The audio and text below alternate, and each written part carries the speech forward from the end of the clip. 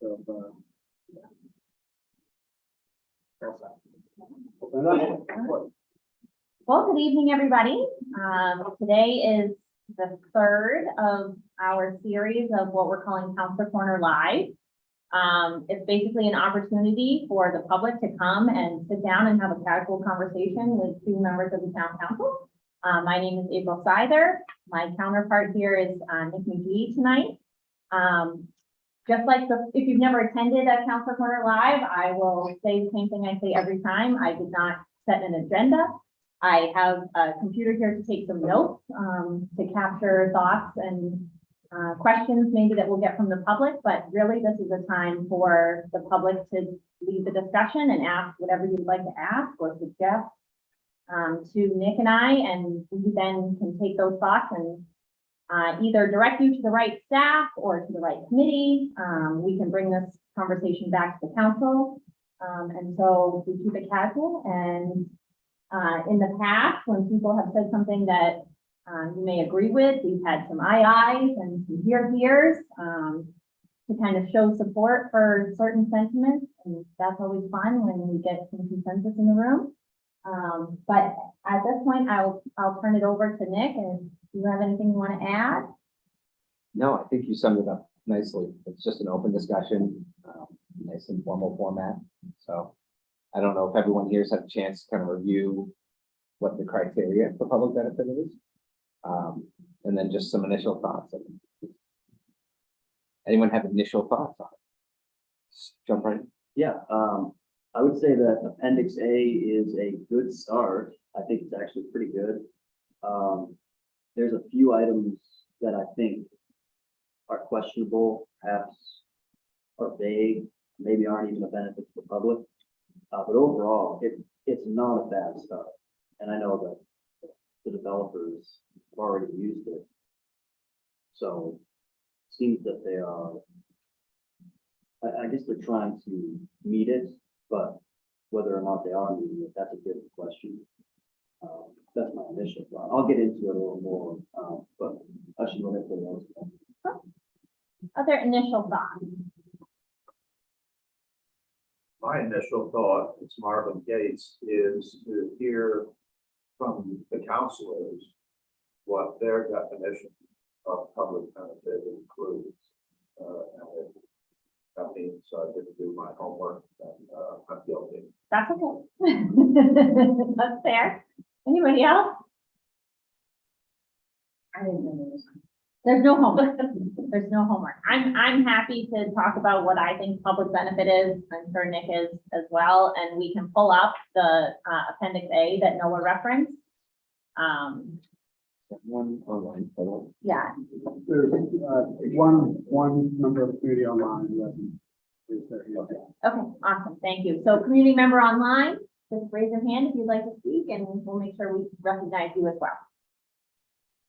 So for as a new counselor, one of the very first things that came before me back in November was the Enterprise Business Park. No, I'm sorry. It was when Candlewood Suites wanted to be converted or potentially converted. And they came to us with a presentation and, you know, a plan for how they would convert that business. And part of that was a discussion of public benefit.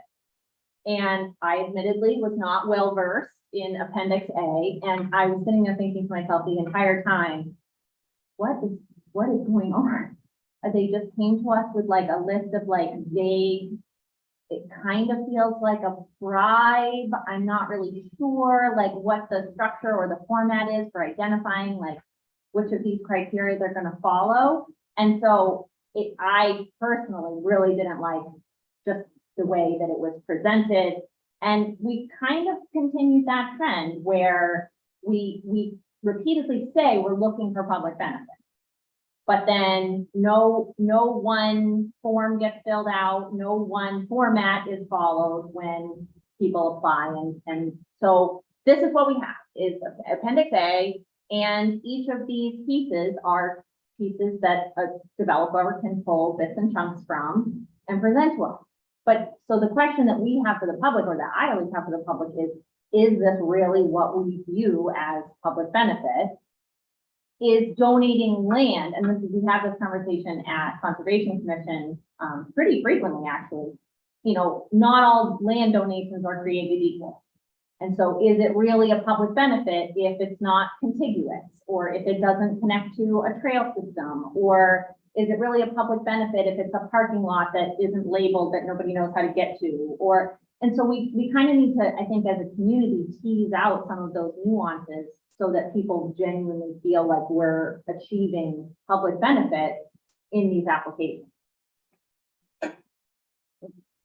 All right, so I'm gonna touch on a couple of things. So the first thing in my mind is the reason people use public benefit is because they've come to us with, and Liam, you're gonna have to step in if I misspeak, but contract zoning, which means that somebody's trying to do something that's not allowed in that spot. So they're clearly gonna sidestep their typical zoning requirements. In order to do that, though, they need to show some form of public benefit. So this list is created, and that developer goes through and says, well, I checked this box, I checked this box, I checked this box. And then it's left up to the council to decide whether or not that's enough public benefit in order to sidestep the zoning that's there, the contract zone. And now we also have this portion in the GMO. So if you want to get around the GMO, now you're going to show us where the public benefit is. And just, I have two pretty big experiences with this. And it was when I was on the planning board with the joint council and planning board meeting. The first one was the Acura dealership that's going on across the street from Cabela's, kind of that corner where the I-95 interchange is. And their public benefit was a rock wall that said Town of Scarborough. That was what they pitched. Now, unfortunately for car dealerships, they're always forced into contract zones because we don't allow it anywhere.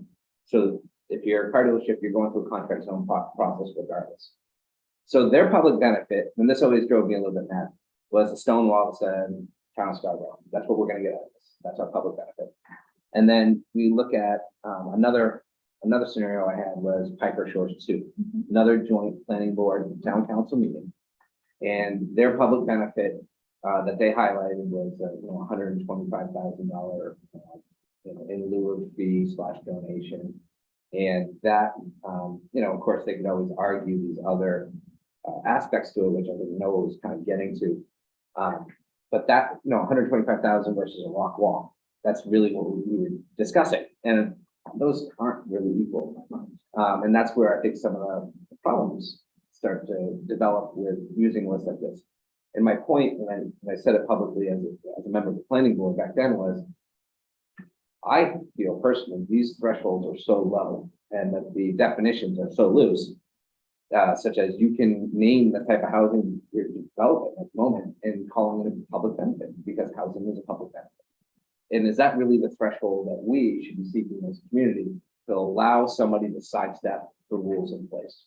And that to me was always the burning question. So I kind of argued vehemently against using such general loose terms. I personally think it should be an extraordinary public benefit is the verbiage we should be using.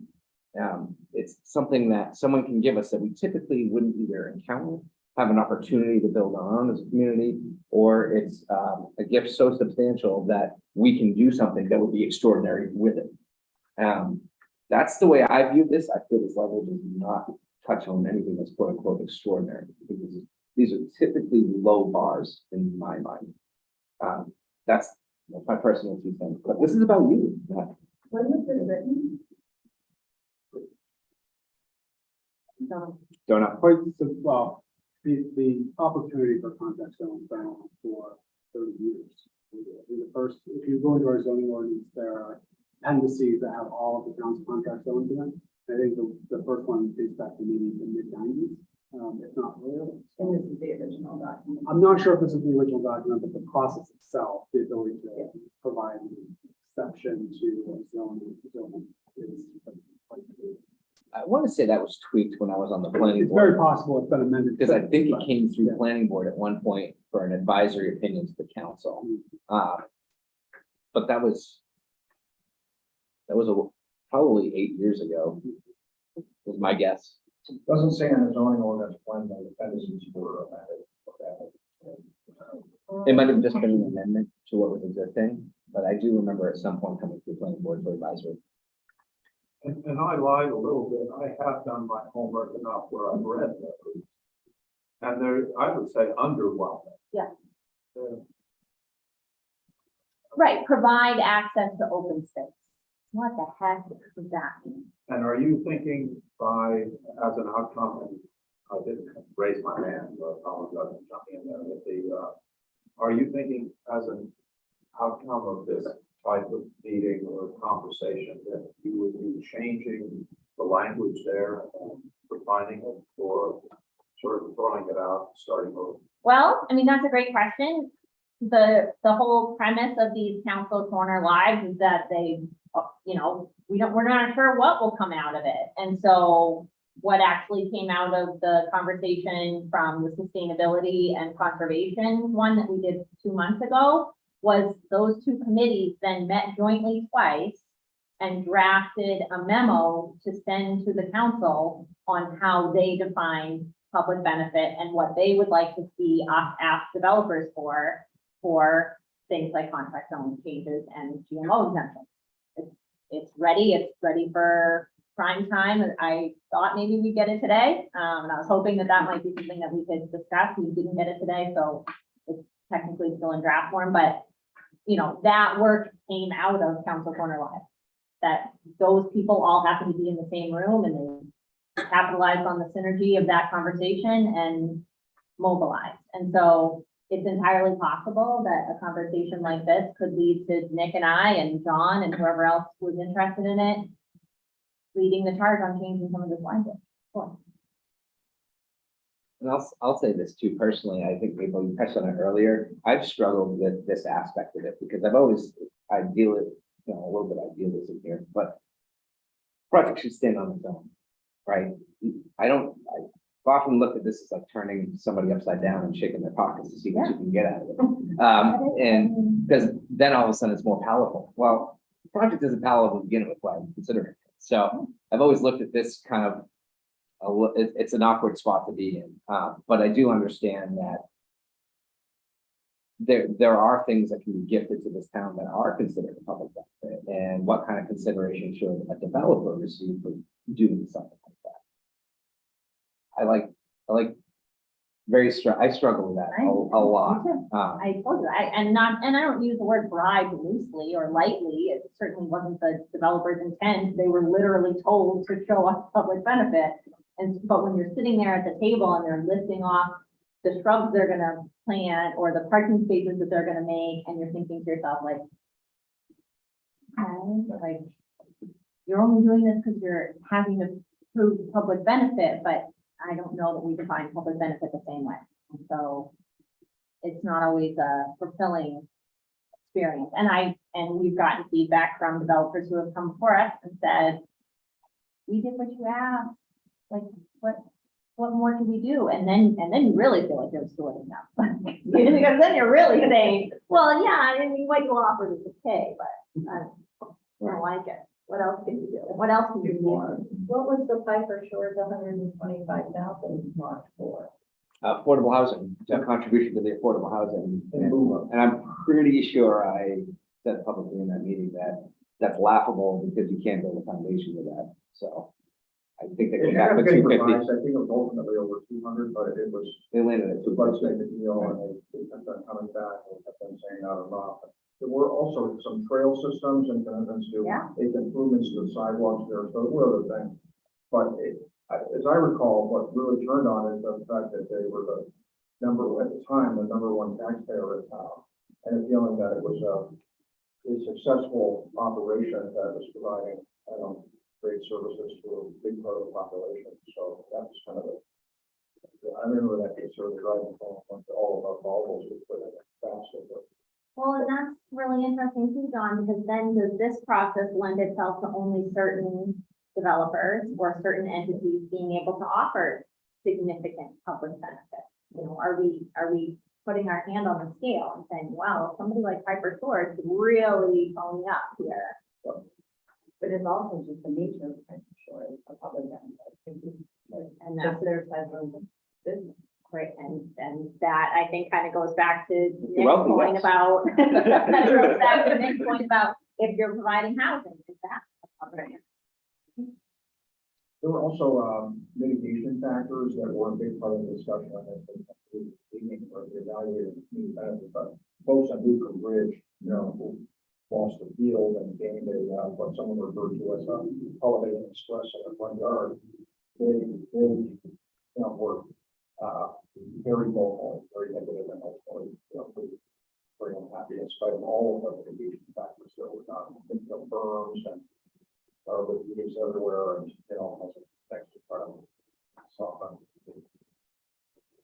the development right on time, so along the way. And then, you know, another large component of this conversation, I feel like, is, you know, public benefit to which populations in town. You know, would a play park or a splash pad be defined as a public benefit? Because my kids would love to have a splash pad.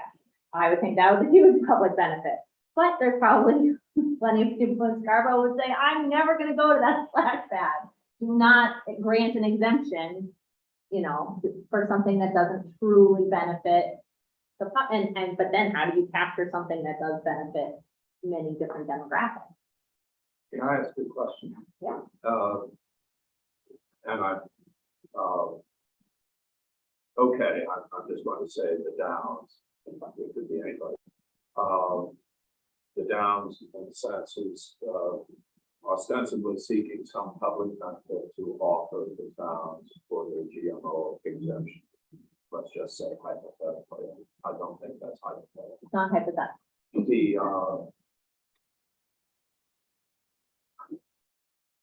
by definition, can there, if they said we will provide, and I'm not suggesting they should, if we will provide internet access to residents west of 95 for some, I have no idea what I'm really talking about as far as what cost is involved and that sort of thing. The public benefit does not have to be contiguous within the boundary of the property they're talking about. That's my question. No, and I think sometimes the sticking point for residents and for myself as a resident is, does the public benefit extend beyond the request? And so is it a public benefit to just the people that live there, you know, at Piper Shores? Or is that truly something that the whole community has access to? And if the whole community doesn't have access to it, is it actually public benefit? I would imagine that the Conservancy nexus that you were talking about defines public benefit as even beyond Scarborough. Sort of so. And not to add to the, you know, to the, how ill-defined this is, or how broadly defined it is, but in addition to all of these opportunities to demonstrate a public benefit for Swan List, there's also the authority of the council to decide for, you know, for good reason or no reason at all. So you're just taking this list and really made it pretty broad. And yeah, definitely art, not science. Well, I think so. Karen Hughes, I'm on planning board. I think Donna had a question on why I agree with Nick. This is a very vague, very long list. I just think there's a lot to talk about. Meetings are going to be long, discussions are going to be long. They think that they've met 3 of them, but yet you want the other ones that you want them to meet. I think it would be really beneficial to everybody, especially if you're applying to this, and a very clear, concise sort of idea of what they're looking for. And it is hard because you get to the big projects, and you get smaller projects, but you know, that's where you kind of make those big decisions and you realize what you're doing. It just seems really big. A lot of stuff in there. So kind of my initial comment. I don't know. Oh, hold on. I just wanted to follow up on Mr. Gates' question. So, within reason, it does have to pertain to the project itself. I believe there was one contract zone in another municipality, and again, I'm by no means an expert on this, where the contract zone was ultimately struck down by the court because the public benefit really had no relation to the actual project. And so it really, I think in that example, again, this is all second, third hand, but I think they're proposing to build a sidewalk on the other side of town. Had no real relationship to the actual project or the contract zone. It was simply a undeniably a public benefit, but not related to the project. So again, I think there's probably a lot of gray in there, where you could maybe make the argument if they're gonna, propose to expand broadband that both went inside their sort of project, but extended beyond, that's permissible. But something that really bears no relationship to the project, I think generally is not something that would be acceptable. It would also require a challenge to the contract zone. So someone in the community said, I don't like this deal and I don't think that meets the intent of the contract zone. But that aside. Thank you. Oh, I'm sorry, no, go. That's okay. So, while we're still on appendix A, also, it says shall not be limited to. So, I mean, Pandora's box Yeah, is open here. Yeah, There is no limit. And there's a couple items on there that I wanted to say are, extraordinarily ridiculous. Aside from the rest of them, it says, 3 bullets down, the development proposed by the contract zoning request will enhance the variety of housing types available in Scarborough. Well, now we have, a bunch of single family homes and a bunch of apartments. So, I mean, what more variety could you have? And in my opinion, I think that we have too many apartments, at least compared to the amount of single family homes we need. Way more. Then 3 more bullets down says the development proposed by the contract zoning request will be designed, constructed, and maintained in a way which enhances its surroundings, and particularly if it involves a use different from a neighboring use, et cetera, whatever. It says they will develop it in a way that looks the way it is. Right, so I think the way the Downs have to read is, looks like the Downs. That's basically how it read. I was like, yes, it looks like the Downs. So I found that to be amusing. Yeah, I'll let it go there, so I have more. So what are the repercussions if this didn't exist? not sure I understand the question. There's just no such thing, pretend, there's no such thing anymore as a public benefit. For someone who wants to get around something, they can wonder if that didn't exist. I'll be right back to just evaluating the project Yeah. and its merits. Yeah, there were just, it would be one less box they had to check in order to bring their project forward to the town council, if this didn't exist. And there would probably be very little consideration or conversation about public benefit voluntarily. This forces that conversation. So was that the intent, was to, when it was started, was to get developers to consider it, because they weren't considering it. And then the GMO maybe strengthened that by acquiring. Like there's very specific language in there that they must provide public benefit. It seems something's required that isn't defined. Yeah. Well, and we said it's left kind of to the discretion of the council based on what Nick and I have now said is vague wording. And they literally can come, but right now it is allowable for a developer to come before the council with a contract zone request and say, I am going to put in a public walking trail that goes around the perimeter of my shopping center. And that's my public benefit. And the council can say, yeah, that's good. I would think it was not really even a public benefit, and I think it goes to what would happen if you got rid of it. Like, these are the things they should think about when they're bringing a proposal to you. And then you evaluate the quality of the project. That's what it is. I don't know, I don't have the historical knowledge to know whether these types of projects were coming before the council without anything. Right. And so then maybe there was a push to include this, and that's how this all. Yeah, I guess it's came about, Yeah. this is written and how it's written about. My sense is this came up as a topic because we're trying to figure out what tools do we have, if any, to try to, tap on the brakes on development. And it's pretty clear that the way that this is written, it doesn't do that. No. So the question becomes, how do you do that?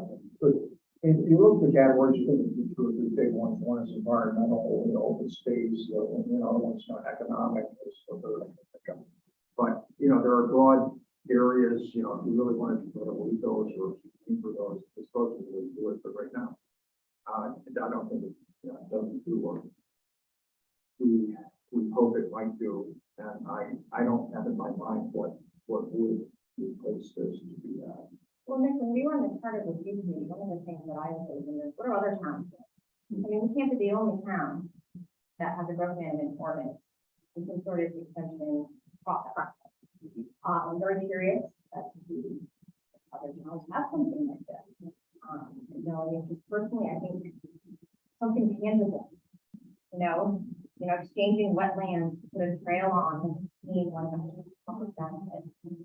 That's some of the stuff that I see. If you're going to be putting in, I don't know, 100, 200 houses, we want to be tangible to see in the town. It's really going to, benefit the whole town and bring value to our town, not just benefit residents, but bring value. A splash pad, not everyone uses, but it brings value to the town because it does. It's just another feature, another thing that the town has. Is there a way maybe add into the comprehensive plan and the town step forward? So it's like a updating of what is beneficial to the town based on what you need. Because this just seems goal, I'm sure it's and that's what it was based on when it becomes priority. I think what you're seeing is council that wanted a lot of flexibility to discuss, decide, and demand. Yeah. I think those are the three Ds: discuss, decide, and demand. What it is you're getting. To Karen's funny point, or like, this just looks like a long meeting to her. Yeah. Yeah. Liam, and then I'm gonna go to Sam. Just briefly, so the contract zone process is, I believe, is defined by state statute. Yeah. So this is something that is not unique to Scarborough. And so I guess the other point I'd make is that without the contract zone process, these projects couldn't come forward because they'd simply be prohibited under zoning. So this is the process that allows for a project to come and say, this doesn't fit per our zoning, but because we're going to do something over and above or something different or something with a public benefit, we would like the council, who's the only ones who can grant this exception, and really aren't bound to it. I mean, they really do set the bar. Everyone's exactly right. This language is constructed to give the sitting council maximum authority to justify their decision up or down. Because I think what everyone's saying is that these aren't really necessarily high bars to meet. And one council could have a very high bar, so they simply say, we don't want any exceptions to our zoning. The zoning is the zoning, and if we think we need to change and want something different, then we should change the zoning. This is obviously a process that allows for that discretion at the council level, and the will of the council can shift from one election to the next. And so I think what I'm hearing from Councilor McGee is perhaps this bar is could be too low, and wanting to raise it up so that there's at least a minimum standard that most people could agree with to allow for an exception. But I think the risk to that is that, and again, I can't envision or hypothesize a project that we could exclude by virtue of tightening this language up, but it's theoretically possible. And what then? Because this is supposed to be the subjective exception process. So that's my commentary.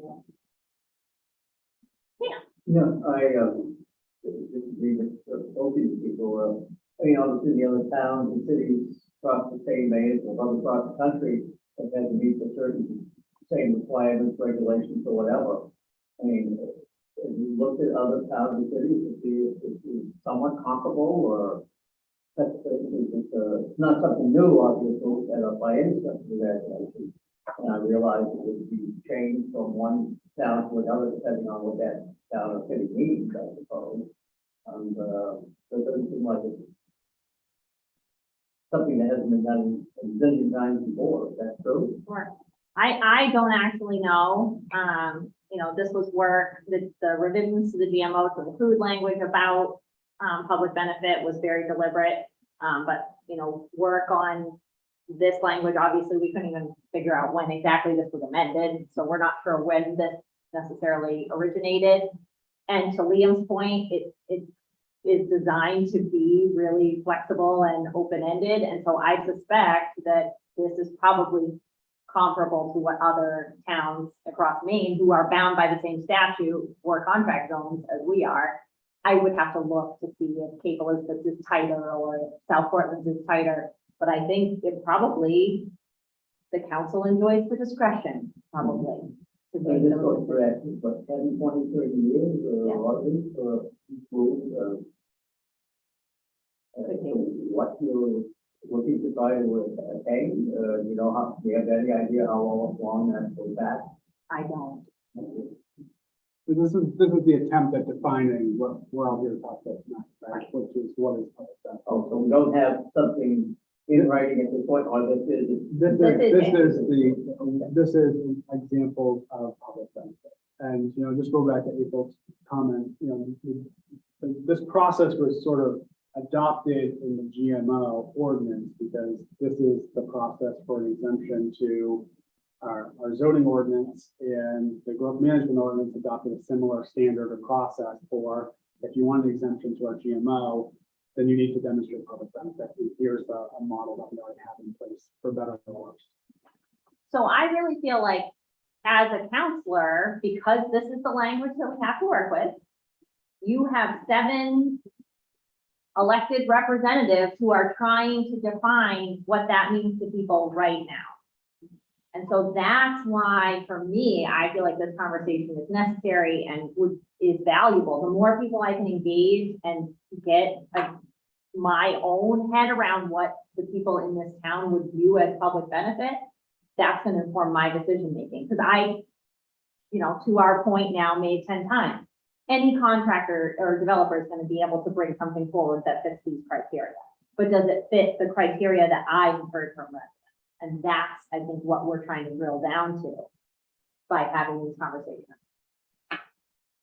Noah, and then I'll get there in a little bit. I guess I have more than I thought, but I don't want to forget to say this. So, Mrs.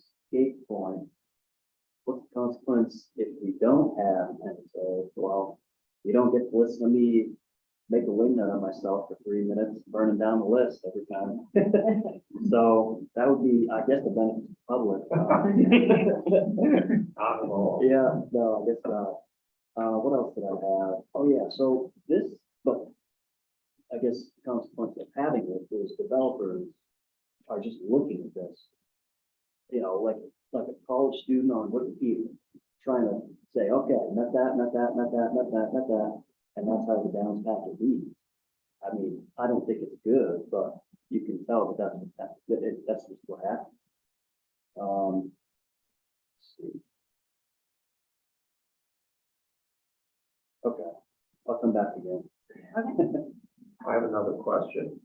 This list was made in relationship to contract zoning. Yes. The scale of contract zone amendment requests, if that's right, is the right verbiage here, to GMO exemption requests, are they of similar scales? it's, I would say apples and carrots, because we've only had the GMO in place for a year. And pretty much as soon as we had it signed, we received our first exemption that we've been working on now for almost the better part of the year. And obviously the Downs exemption is of a scale beyond anything you received as a contract zone exemption, right? I think, correct. You probably be better. I mean, you know, again, a car deal, we have Car another dealerships contract have to do it. Um, Yeah, car dealerships have to do it, 'cause we don't have them allowed in any zone, Okay, which so might be a miss on our end, I brought that up before, but. well, my question is related to, do you need to amend this because it was made for a contract zone and the scale was shifted significantly enough where this becomes, was in my view, Chinese, sort of not saying anything I understand. And my one suggestion is, or a question, final question. Because I'm claiming there's some scale shift that this working contract zone, but maybe not the GMO. Could you attach a dollar figure? 2%, which may be ridiculous, but I have no idea, but some percentage of the total dollar amount you're asking for is required before we even say yes or no. Agree, I kind of think the same thing, especially if it's a large scale, you're not going to make it too defined, but also give them an idea of what they're looking for. Was defining something too narrowly put you guys in a really precarious situation when you're really bound by something that they needed, you then don't have a right to say no? Well, I think, yeah, that's a good question. I mean, I think that this is, theoretically, a developer could come forward with whether we're talking about this rationale for GMO or for a contract zone and tick every single box. And the council still reserves the right to say, nobody doesn't permit it and we're not granting an exemption or exception. I think that's probably a good question, Kristen.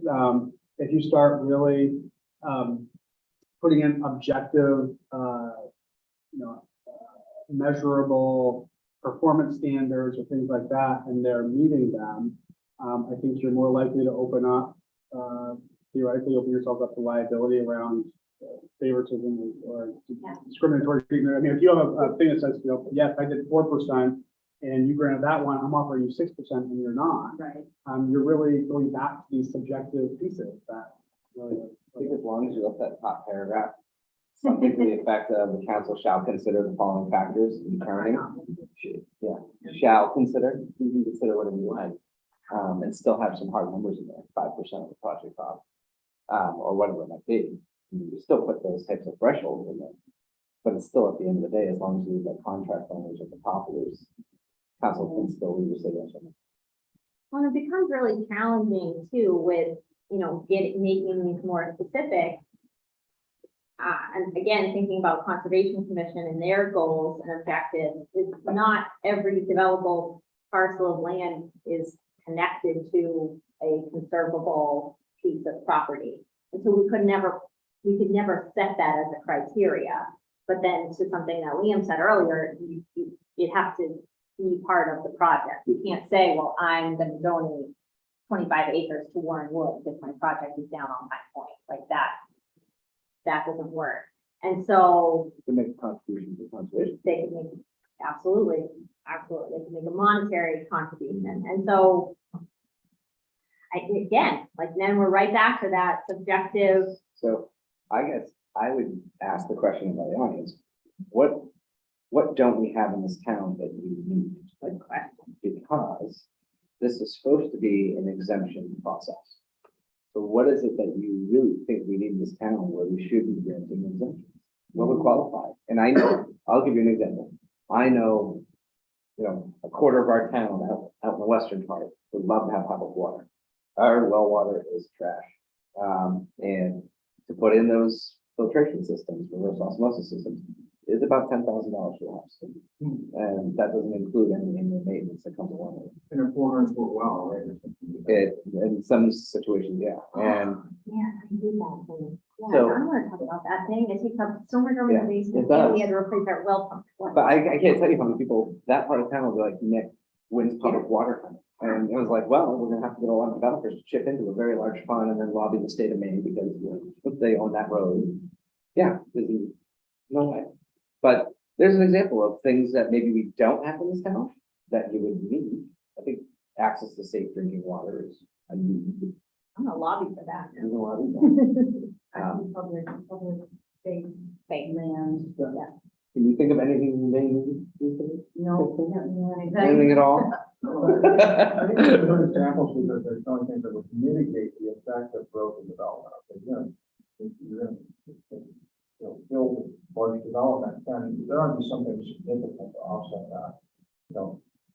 Open space or space on your lot that's not gonna be built, or, or some major contribution of something like a pool or community center or library, something like that. I mean, and you may laugh about that, but I think of examples where, did some work in in Tennessee, and it was the North American headquarters for the East Side. And let me tell you, they had a nice library, they had a giant regional aquatic center. These are all things that were done by the East Side, in a big way. So, frankly, that's it. So it's stuff like that. Yeah. Big things. Big. How about a grocery store? Is a grocery store a public benefit? Well, is it a need in town? No one's gonna have his hand up. Oh, sure, go ahead. Yeah, well, I was gonna say that a lot of us kind of accepted this town for what it is when we bought our houses.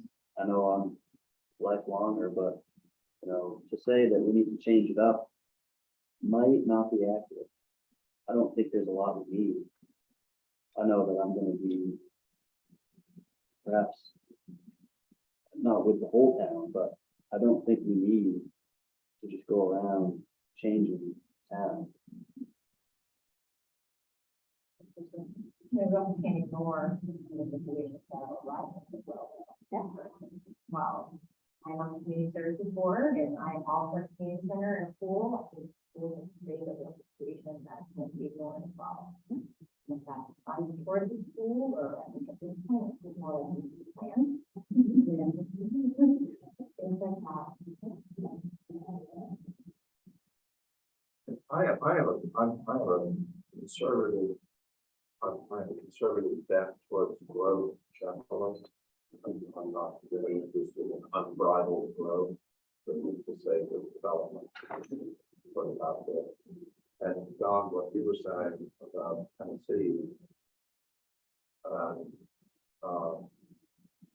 got me thinking maybe this is a vehicle, maybe it can't be a vehicle, I don't know, toward mitigating growth generally. If you want to grow in Scarborough, you got to pony up some serious dough. And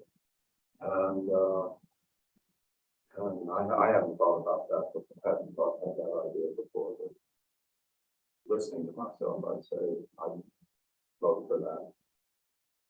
I mean, community center, pool, library, these are big ticket items, but compared to enormous ticket items that some of the developers want. I don't know. Yeah. Maybe they can find another town to grow in if they don't like ours. That doesn't sound too. You're here, no.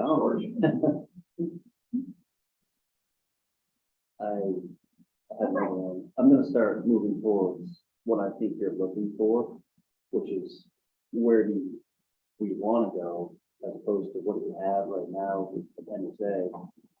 I think we should be saying net benefit. I don't know if we do. Do we say net benefit to the public or just benefit to the public? Well, I don't know, because I think it's a huge difference. I guess the example I would give is when you have a contract zone or a GMO exemption before you, I think typically what people want to do is they want to build an apartment complex, such as Beacon was a recent one. I guess it was the second one, contract zone amendment.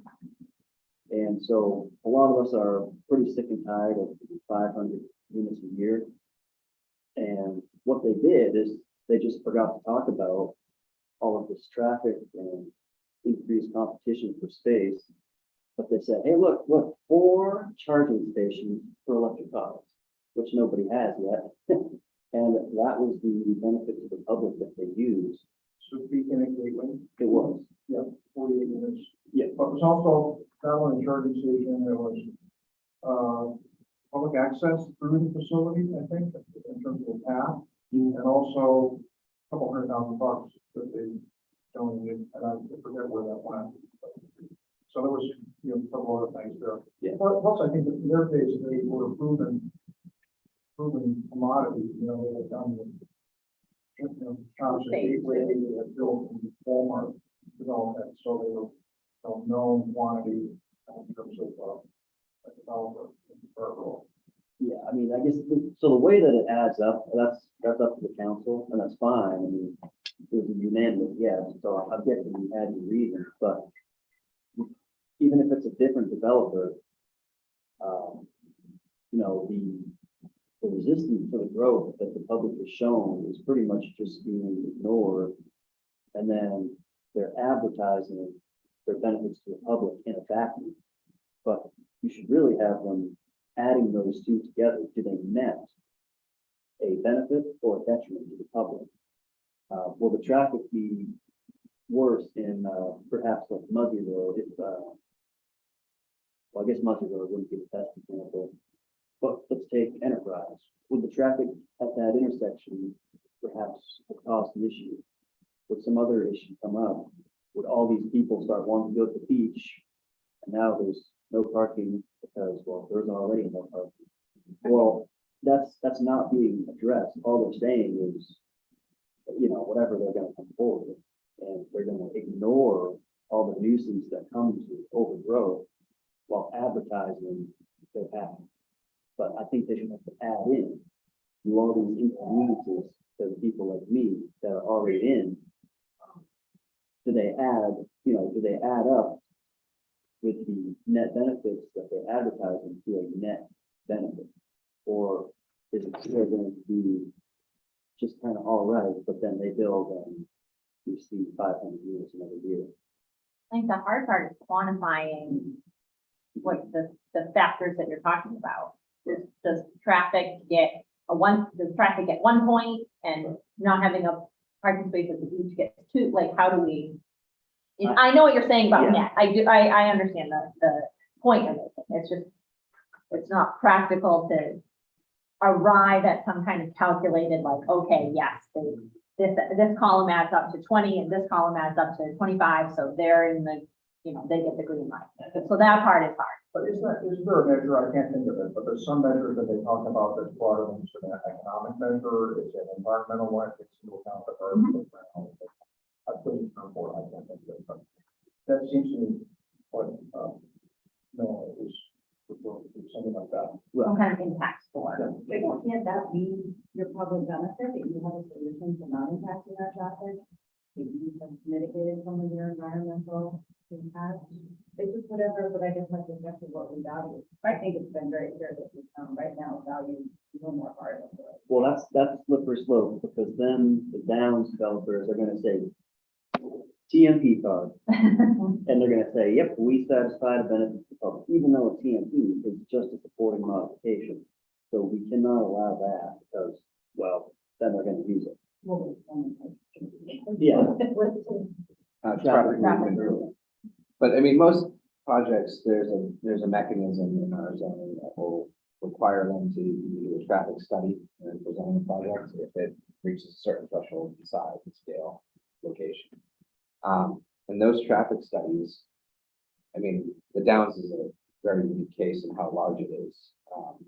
It was the largest traffic movement permit ever issued in the state of Maine. Seriously. Yeah, it's enormous.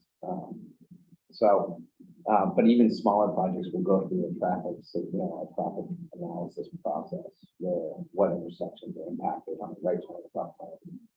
And if they trigger, there's a threshold, if they trigger it, then they'll have to get a traffic movement permit and they'll have to make intersection improvements. Sometimes it's just adding a lot of lane. Sometimes it's, new light infrastructure. Depends. Yeah, I said this last council point live, but I'm really underwhelmed with the current TMP. I mean, there's only so much you can do with a 2-lane road. Even if you put in the best traffic lights in the road, or in the best traffic lights that you could possibly use in any given situation, you got a 2-lane road. There's a maximum that you can do. So I had said, well, they should be widening the paint. That's not what they're doing. They're expanding the alternate merges for the drop lanes, but you still have to crunch down at the end of the road into that 2-lane road. So I was pretty underwhelmed. And also, isn't TMP like $12 million? Yeah, it's about 13 million. I mean, that is still pretty small. And we fund a third of that, right, Don? Yes. That's at least, I think they should have widened Payne Road into a 5-lane highway. It's already 5 lanes at exit 42, that intersection, and at Shaw, it's also 5 lanes. So I'm underwhelmed. Just keep in mind remind them that the town money in theory has been collected from developers over years of their impact fees that they pay. So there's developers will have to contribute to transportation fund to improve intersections over the years. Big pile of money there, and then there's something like this comes along. That's what that money is used for. And do we have enough police and firemen to service all these? And then you got a question. Not if they're spending all the time they comfort in, no. Well, and that, I mean, that's a legitimate concern, and it's something that this town needs to be very aware of, is that our public safety is going to need assistance. I mean, whether it's growth or more, they're gonna need it. I mean, I mean, is that being talked about, or you're just saying, gee, it should be talked about? I guess the budget process, there's gotta be some conversations with the department heads as to what So they why would need. you say to the developer, you gotta pay for X I've number? often thought we box do. stores should. I think, yeah, I think there's usually a level of cost to serve conversation that happens. I'm not saying it always is satisfied. But I think as far as when I've been on the council, there has been at least a discussion of, I remember one public benefit that was, proposed was a bus stop. And we were saying, well, you know, there's a lot of permitting that goes into getting a bus stop, and we have to, you know, prove its viability and all of these things. And location being so close to, Eight Corners School, we said, well, kids are gonna walk. I mean, they're within, and like, policy wise for Scarborough Public Schools, they were within the mileage requirement so that they would have to walk. And so we said, well, then they're gonna have a crosswalk, they're gonna have to have, you know, potentially police that monitor that intersection during the day. And so we did have like this isn't just as simple as putting in a bus stop, this is gonna come with its share of costs that, you know, we need to consider. And so, but again, like, that's not a hard and fast like equation where we say, well, if you're gonna come, then we can't just toss out and say, you have to pay the salary of $2 $40. Yeah, I don't, For how long? we had this on the list for a long time, impact fees, you know, what are they, and are they current, and is it a general thing or not? So, you know, but we never really looked at them, never really did it, to my knowledge, but it's time to do that, and they have to understand. It's an open community forum. Don. Yeah, they are sort of tied together. Right, absolutely. I think cost to serve and public benefit go hand in hand. No, go for I always do. it. So what if we have some mechanism where we ask the public, is this a net benefit to you? I mean, you know what you're gonna get from me, but You mean, That's the Yeah. so that's the challenge, Noah, is we get these proposals, they go into the packet, we all sit around and think about them and talk about them ad nauseum with our spouses and our next door neighbors. And then we go and they give us a lovely presentation and they bring beautiful boards and, you know, they're prepared and they're well-spoken and they're passionate about their project. And then the 7 of us are left there sitting saying, is this what the people want? Because we had 2 public comments, you know, and so that's the challenge and we're always saying like, okay, well, let's extend the process. Let's provide people more opportunity for input. And sometimes we get a handful of people and sometimes we get 0 people. And so like you are hitting on exactly the 2 sides of this conversation, which is us as a council, this is the document we have that serves us and our decision making. And I'm trying to arrive at what people genuinely do believe is public benefit. And I want everybody to weigh each project on its own and look at the proposals that come. But how do we make people do that? How do I make people care to come and tell me whether or not they think they've met public benefit or not? You know, if you think about it, there are relatively few things that we actually put to the public to decide. You know, hiring, you know, voting on officials and voting on, you know, capital appropriations that go above 400,000. So, but other than that, there's not much in charter revisions. Yeah. There's not much, and there's probably a lot more things that could go to referendum. But then you end up with a debate about how many people participate, and, Yeah. you know, the original survey discussion, I didn't get my, you know, didn't get the ballot or, you know. I mean, I would love to host a public forum on public benefit for Enterprise Business Park in however many months when they come back before us and have a packed house of people saying, yes, absolutely, that trail connectivity, that's to the Eastern Trail and across Route 1, that's exactly what I'm looking for. So that we now can make an informed decision. I suspect it's gonna be the council and 5 people sitting in the room and me saying, is this what you guys want? Same Maybe like- you guys Specifically before that public hearing, pulled that piece out, tried to communicate it and say, now is the time. Come tell us, because honestly, like, when you think about the GMO exemption with the down, that's been going on so long, like, who knows when at this point to be like, oh, this is where I go and share how I feel about what's involved. Yeah, that's fair. I think it's impractical to do it on a case-by-case basis, would just be like, I'd love to live in that democracy. I don't think this is the time for it. And I keep hearing, and I'm sitting here with my wife who reminds me, it doesn't have to anymore how much I repeat myself. It still sounds like the council's desire is for a way to quantify public benefit. I mean, maybe qualify it, maybe describe it, you already have that. And I've used the term scale, but underwhelming, net benefit. These are, to me, it's all about amount. And if you open to the public in a quantifiable way, a way for them to go to referendum and say, we'd like public benefit at 5%, 5%, 10%. I mean, obviously everybody's going to ask for more, right?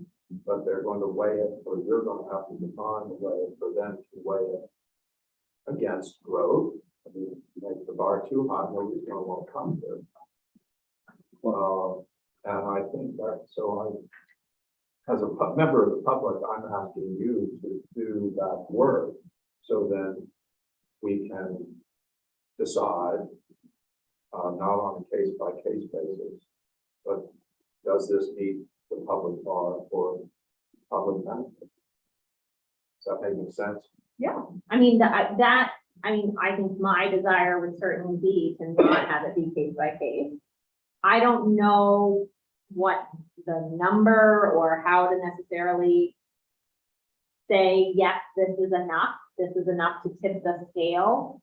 I don't know how to arrive at that figure. Yeah, but I don't think, I mean, I'm not a No, go for it. barge right in here. No, go for it. I don't think that's really what the end result or the goal is, because you're still having that paragraph at the beginning that is sort of like, now, if you're just meeting the bar where it's worth your while to even have a conversation. Because it sounds to me as though that bar is, as defined by you, you sit around and go, I don't want another sign that says Scarborough on it. Right, but do I want a property to come forward that can donate 50 acres of contiguous trails? That's a very specific request, but I would probably be much more in favor of that than a project that can't offer that kind of, land donation. And so is it just about money or is it about the actual asset? I would say it's about that actual asset as defined by money. Okay. So a trail, 50 acres versus a comparable donation to the conservation. So this is why in my mind, when I look at this, you were asking me for an exemption around a known process in town.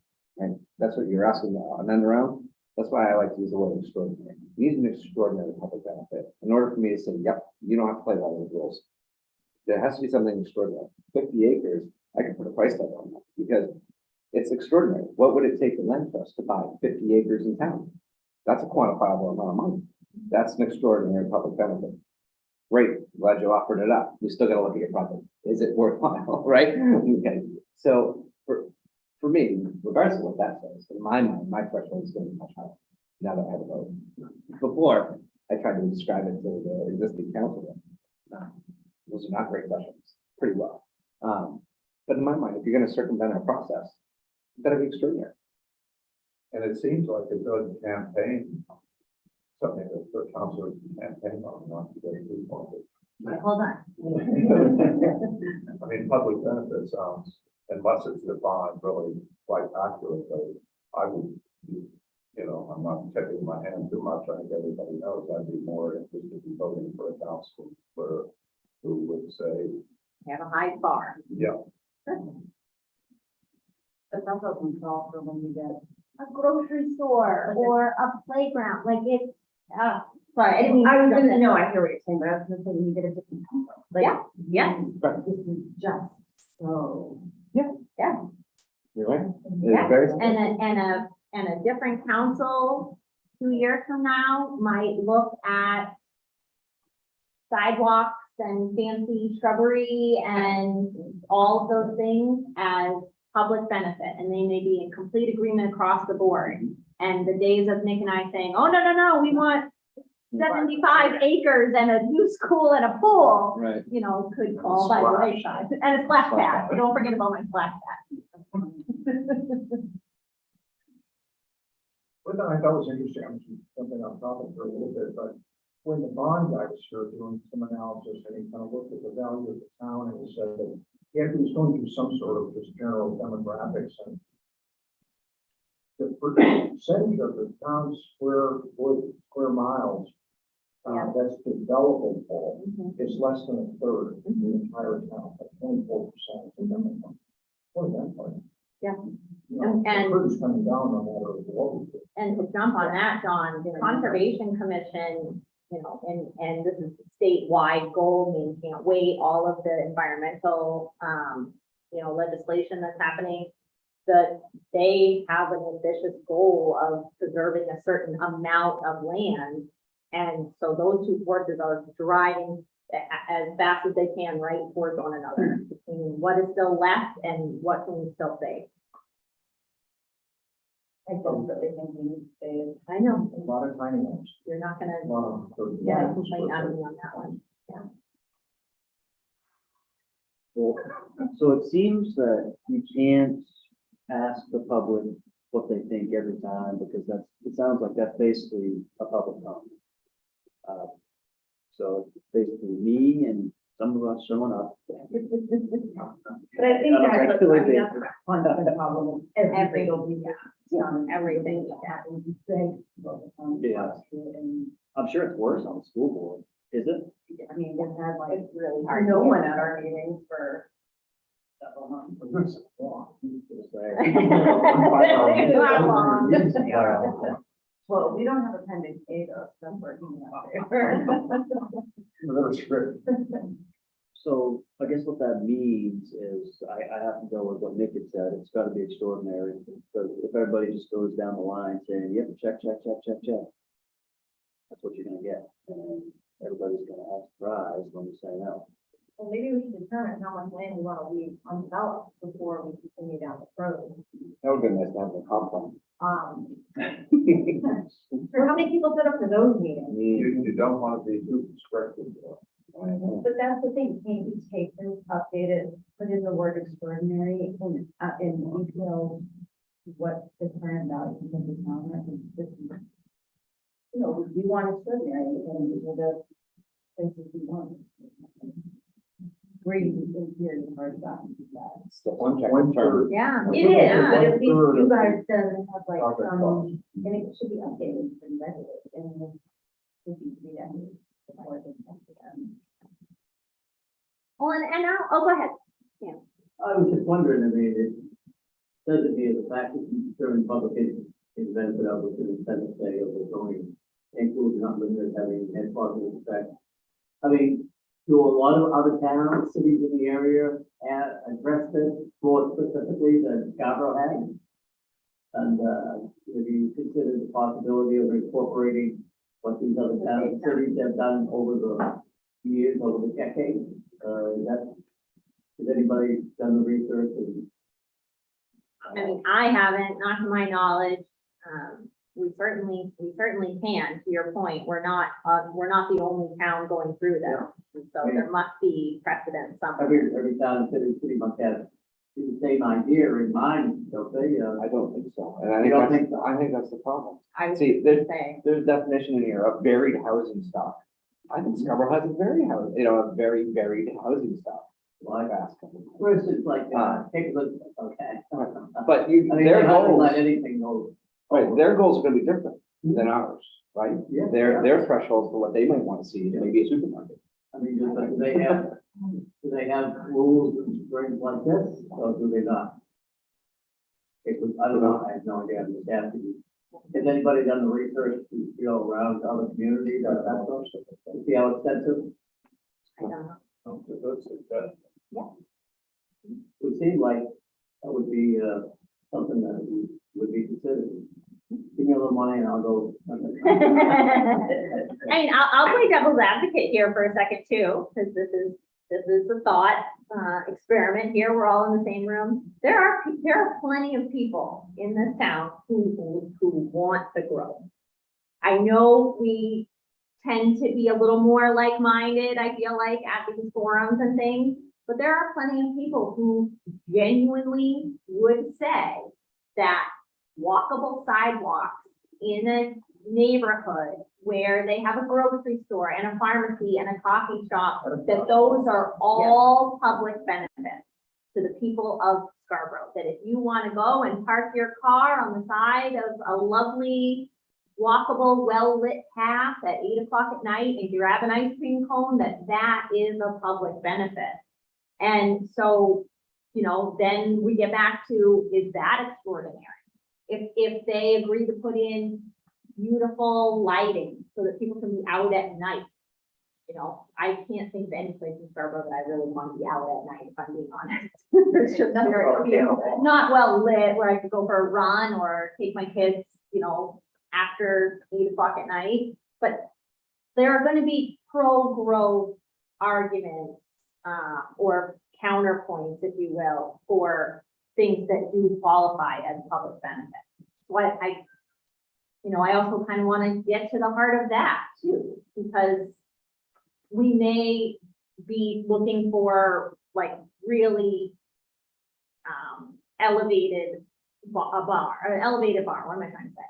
For allowing an exemption or an exception. But if the growth is going to happen, I want streetlights and sidewalks, and is that part of the discussion, or does that need to be part of the discussion? Because I feel like maybe part of the mindset right now is, they have to do something extraordinary, and we still kind of don't want it. And I would rather elevate the project itself, or maybe think about ways to elevate the project if I'm going to say yes to it.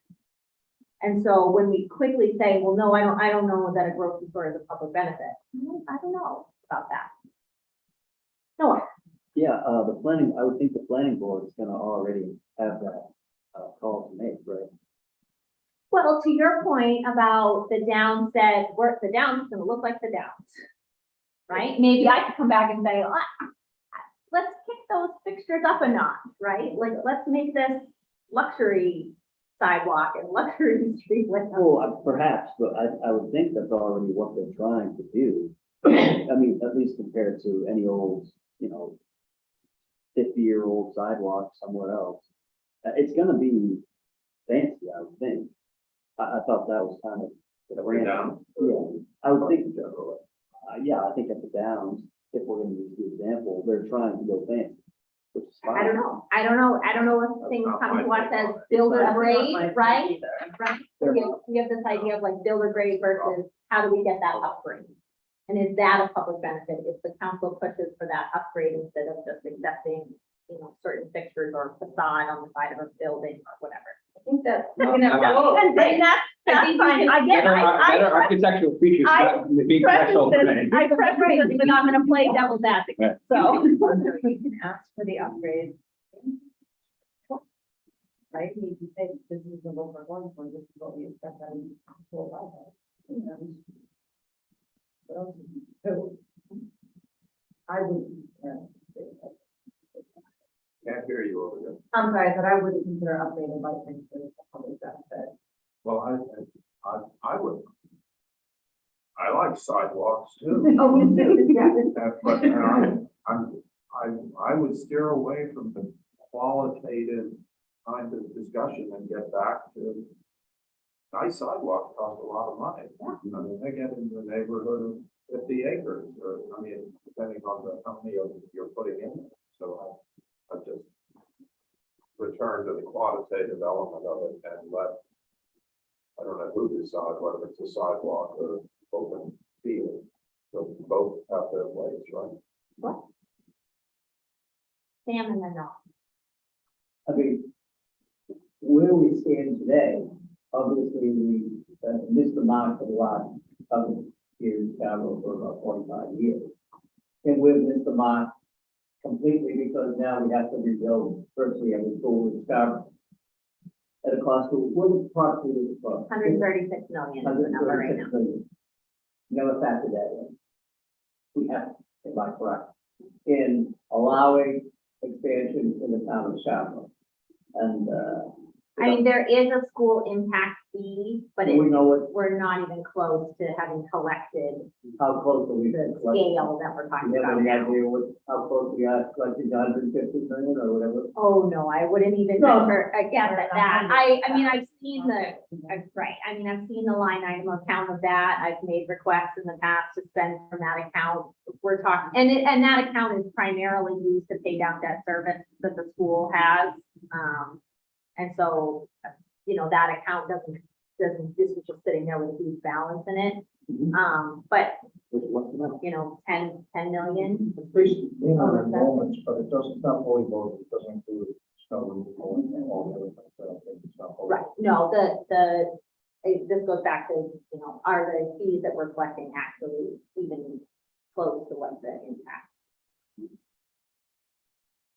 I mean, I just think that, you gotta factor in that also. And I don't know how you factor that in, it's very, very difficult. But you take a look at this, okay, they have kept housing down to virtually nothing, you know. I play golf over there every week, and, you know, and there's very little happening in Cape Lisbon. And that's a very, very attractive place, for people who want to live there. But, they made it so expensive to live in Scarborough, and I just, I'm going to let, you know, housing and expansion grow. They're just not going to. I don't know how they do it, and, or I know why they do it, because they don't want, population growth. I mean, here in Scarborough, we haven't tried to reduce population growth, so we would encourage it, et cetera. And we have a big piece of property in Scarborough, and, you know, we're gonna have to replace or remodel all our schools at that cost. And that was never factored in over the, I've been here for 40 years, over 40 years. And it's never even been discussed at all. And shame on us, the whole town, obviously, the town councilors, et cetera. And, but it's way overdue to be addressing it as, you know, the town council doing today. Way overdue. And, because we aren't even close to, building that capacity in Scarborough. We could easily fit in probably another 20,000-30,000 people at today's, you know, expansion. I don't know what the figure is, I have no idea. But we're not discouraging any type of growth. Yeah. And, so what we're talking about here isn't going to address what's going to happen 20 years, 30 years down the road. And, so I think it's important stuff, I really do, kind of thing. And, that's something you gotta put a lot of thought into, like that. I think, you know, there have been concerted efforts to slow the growth. I do want to say here. Certainly. You know, the revised GMO is an effort to mitigate the number of units that we build. 100%, like it was to reduce and slow the pace of growth. When it's used as it was written without granting lots of exemptions. So there, But we now have to wait for this to play out. We have to wait for our facilities to catch up with the growth that has already happened before we see the impact of slowing down the growth. Because we are right now being, bottlenecked by the growth that's already here. And so we're playing catch up with our facilities. But I do think that the pace of growth has significantly slowed and we'll see that if we continue this trend, but it's not gonna be until we, address some of the other facilities deficiencies that we have that, for a while, I don't think anybody will deny that growth outpaced some of our facilities. How many people would you guesstimate has been added down at the facility salary issue program already in place and stuff that's going to be built that's already been approved? Do you have an idea of approximately how many people involved in that? We do. I don't know the numbers off the top of my head, and it would be rude to guesstimate, but we certainly know. We know exactly how many units have been granted. We know how many, occupancy permits they have. We know how many they have in the queue that have already been approved that they haven't applied. So we have that type number. I just don't want to say it. I know these off people like pretty that. well. Okay. Sure. All right, Elizabeth, it's still a issue for a long, long time. And, they are going to push forward and push forward and push forward and push forward. They are not stopping. They're not saying, okay, enough in Scarborough. They are going to be pushing. If they could build another 1,000 units there. I know that, Oh, the total number, John, help me out here. The total number of units over 20 years is projected to be what? 1,800.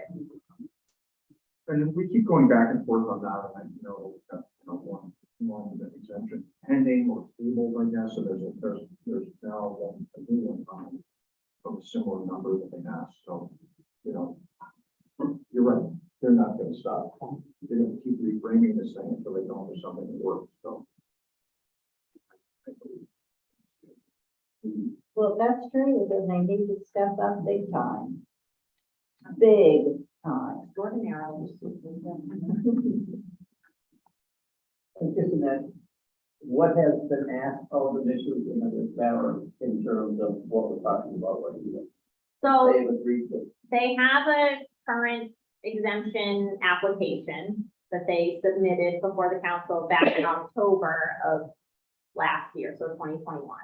And it outlines several proposed public benefits. Some of them are about as concrete as Appendix A. And it was kind of left as terms to be determined.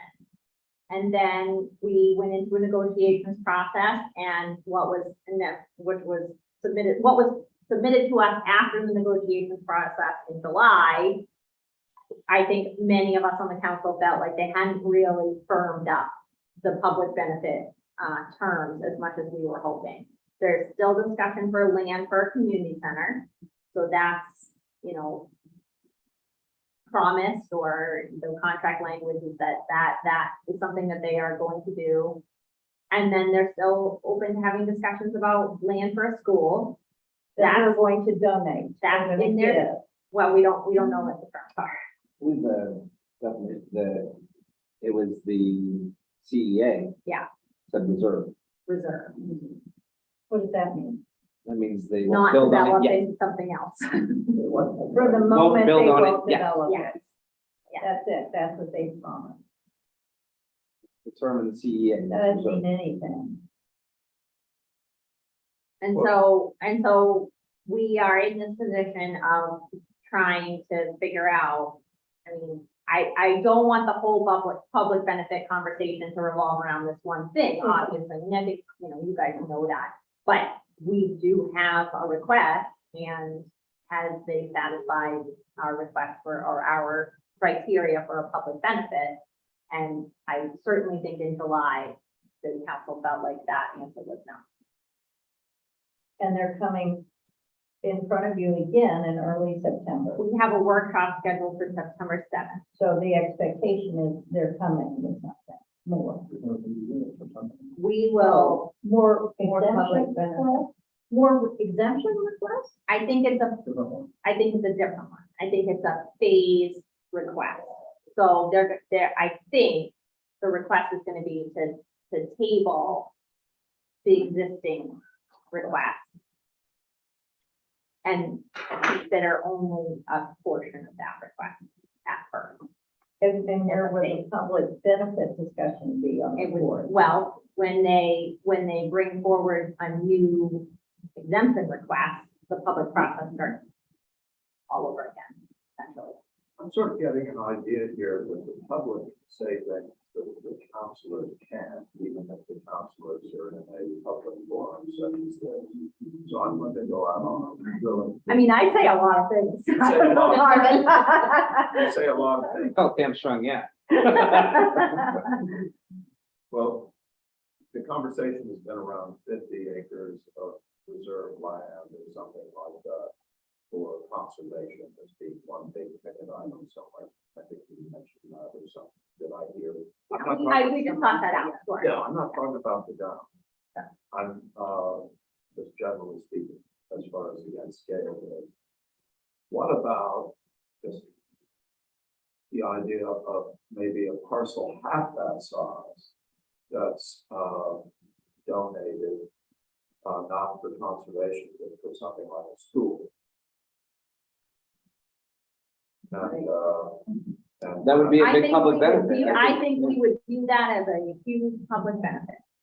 It has a what- dollar amount, Huge, what was extraordinary? extraordinary. Yeah, I mean, you're gonna ask yourself, is it easy to come by a 25-acre parcel? What's the price tag of it? Where is it located? And the Downs did donate a 25-acre parcel. That was part of their public benefit or their in communication with land trust. I'm not gonna get all the details right, but so, Certainly not a development. Right. Piece of property. no. But I'm not, Conservation Commission will tell you that connectivity to Warren Woods and their proximity to the Downs is, that probably isn't developable, but it's still valuable to put it on. So, I.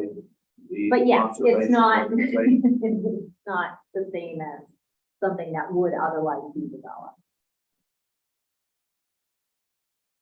And just, oh, pardon. No, go ahead. Well, hard-nosed conversations I've had with other, like-minded, citizens.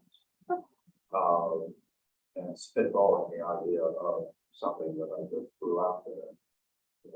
20, half that size gift to the school. The chances of that are that.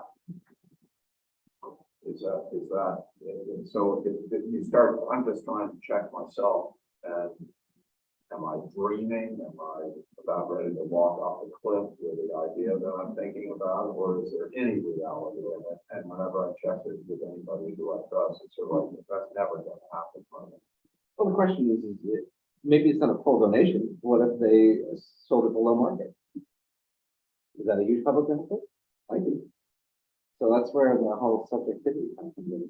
It's a really tricky topic. I certainly have made no secret as a counselor that my priority to getting land secured for the school is right up there. And so the key to my vote / heart is tied to that school project. I mean, it's gonna be very difficult for us to find a parcel for a school of that size without any collaboration from the Downs at this point. And I think that is becoming, public information is becoming more apparent. We have had many executive sessions as a building committee about what to do about the land, and we still have lines out and we still have options that we're checking on. But if the Downs came to me tomorrow and said, here is your your 25-acre extraordinary offer, I think that would be hard to say no to that. And of course, nobody's just going to give you everything you want anytime you I ask. think not. So the question is, are you willing to say no? Right. I think that I'll stop there.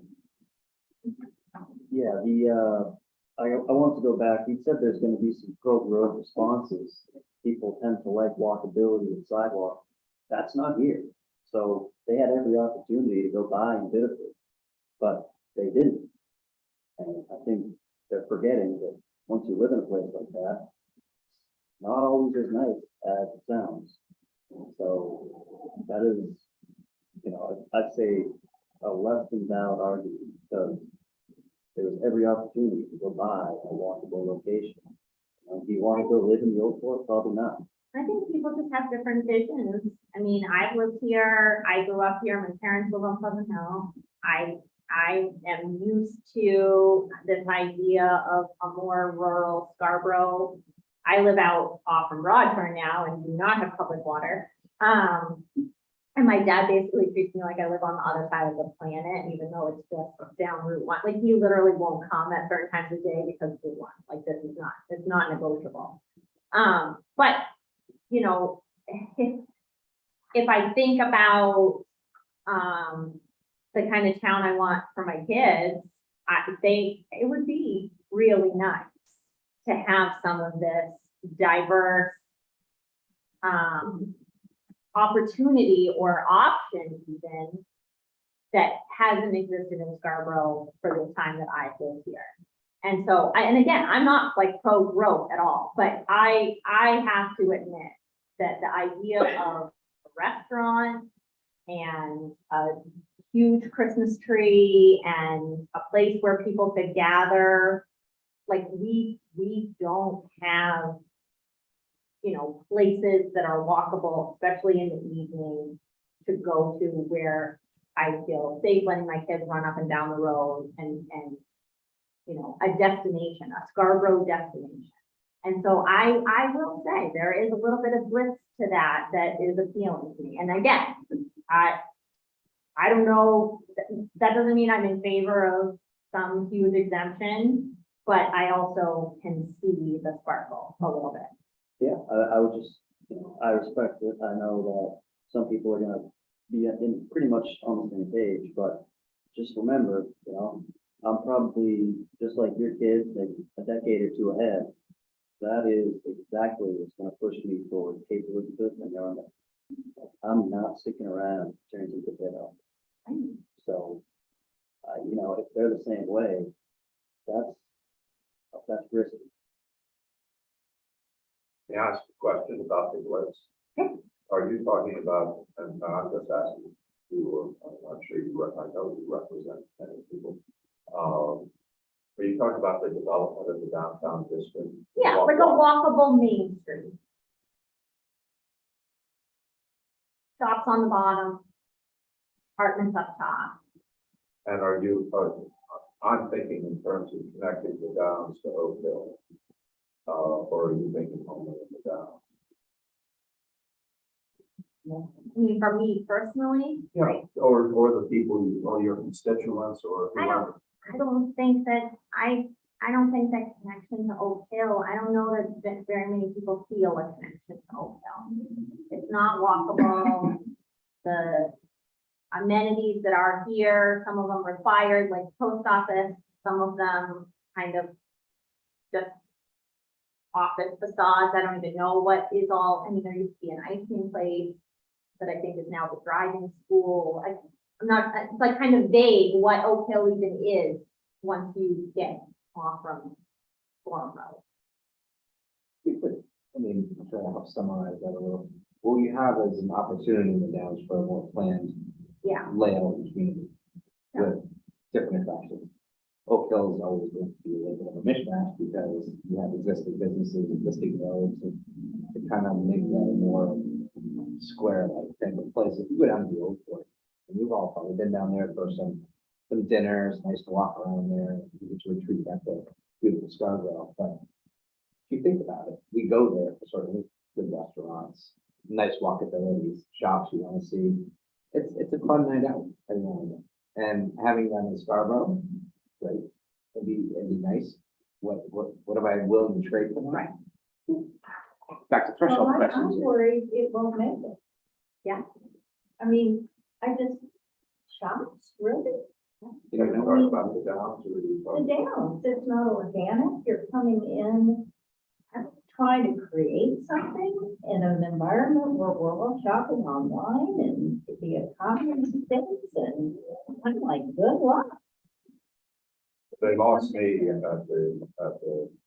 the grandstand, the scale of the grandstand was reduced down to something almost a 20th of the size, I mean, dramatically, and I'm only speaking for myself Yeah. right now.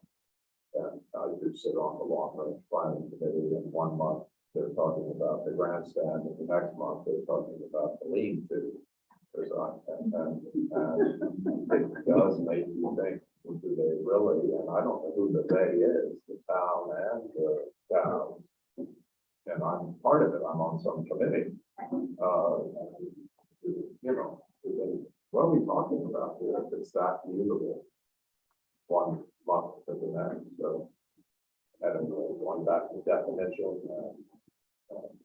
creating some sense of scale, so you don't go from something this scale to something a tenth or 20th of the size overnight. And, that's very disorienting. This is a community member who's somewhat active. And almost dizzy. So. Thank you for letting me vent.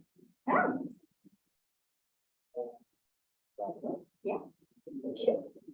So this, we're gonna go ahead and wrap it up. I always find this to be fun and light, and I thoroughly enjoy Councilor Corner. I hope everyone will keep coming. I miss my note taker. I noticed that both Nick and I have a similar hands-off approach here, so I'm gonna have to go through. Good night, Noah. I'm gonna have to go through and watch the video to capture some of the more key points that were said tonight. John Anderson usually takes all of our amazing notes. He's so good at that. So John, thank you. You were missed for the service that you provide. And, you know, let other people know that these forums happen. If you want to follow up with me or Nick about anything that was talked about tonight, we're easily accessible. And we hope that, you know, you'll stay engaged and people will keep coming, and next time bring 5 of your closest friends.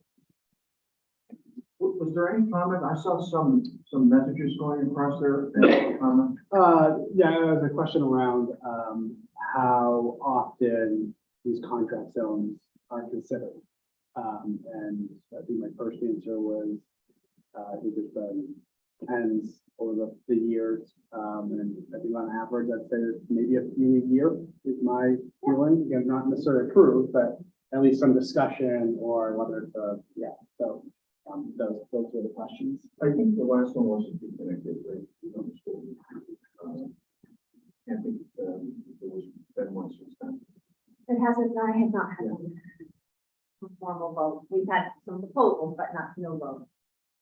Did the Conservation and Sustainability Committee pretty much come up with their public benefit? It's all around land, preserving land, would you say? So sustainability has some key objectives around solar, around EV charging stations. And so those are going to be the 2 components that are going to come through from sustainability. And then conservation is going to be about trail connectivity, land conservation, natural resources, things like that. Thank you so much. And Thank you. good luck.